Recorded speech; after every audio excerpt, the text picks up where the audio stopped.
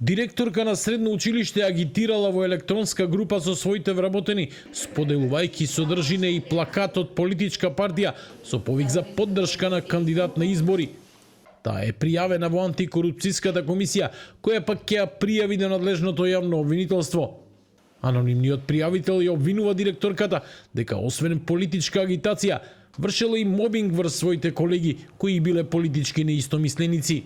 Поднесителот во пријавата опатува и други околности на вршење на притисок од страна на пријавеното службено лице врз оние вработени, кои се поддржувачи на опонентите на политичката партија, која ова службено лице ја симпатизира, како одземање на класови и селективно распределување на часови, класни раководства и манипулирање со распоредот на часови.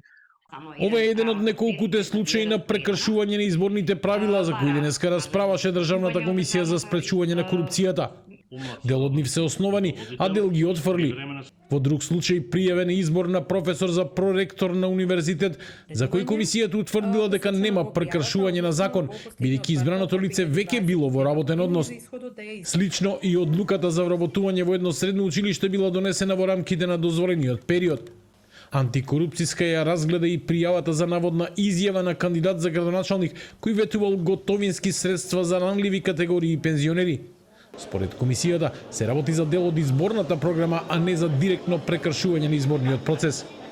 На денешната седница антикорупцијска побара измени во изборниот законник за попрецизно дефинирање кој е учесник во изборната кампања и за еднаков пристап до платено политичко рекламирање.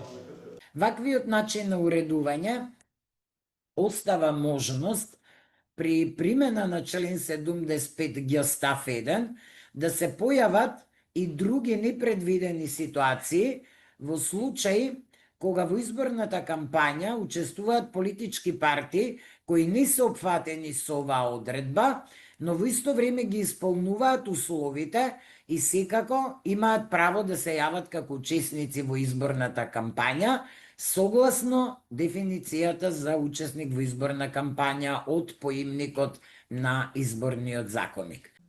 Антикорупцијска препорачува усогласување на сите членови што го регулираат платеното политичко рекламирање и користење појасен еднозначен јазик за да се избегнат злоупотреби и неравноправен третман на политичките субјекти.